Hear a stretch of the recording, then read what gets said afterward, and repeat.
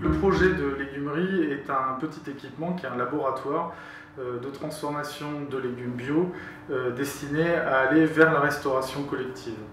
Donc en quoi il est offre du développement durable? Il est offre dans la mesure où il représente une filière courte, production de légumes bio, restauration collective. Et de ce point de vue-là, c'est un outil qui permet de structurer le territoire et de répondre aux enjeux alimentaires et aux défis de la durabilité. En quoi il est offre également, le projet d'architecture lui-même, qui est une partie donc, du projet global, décline, on va dire, les valeurs et le thème de la filière courte à l'intérieur du projet.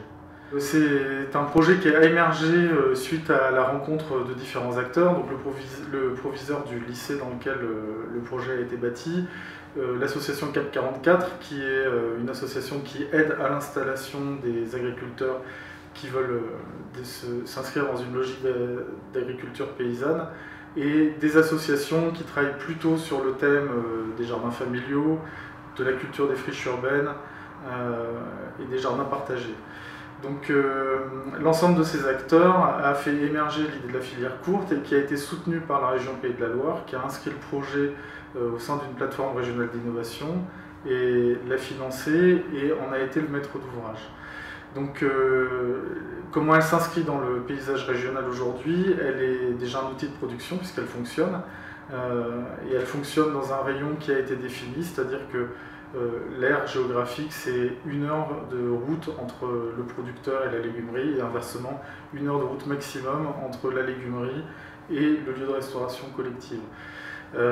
C'est également un outil puisque c'est un prototype, il va servir de référence pour développer justement ces filières courtes dans le territoire régional, et il va servir de base de connaissances pour les acteurs qui veulent développer d'autres filières. Il a servi également à mettre en relation de manière transversale les différents acteurs. La notion de circuit court, on l'a déclinée à plusieurs niveaux, c'est-à-dire que le premier d'entre eux était le fait d'utiliser des produits locaux. Donc c'est essentiellement vrai pour le bois, on a travaillé sur des essences locales, on a différentes essences de bois. Le deuxième élément, c'est que dans la partie process qui doit être maintenue à 8 degrés pour des raisons de conservation des légumes, les calories extraites sont réutilisées pour chauffer l'eau sanitaire, ce qui nous a permis d'éliminer un réseau de gaz.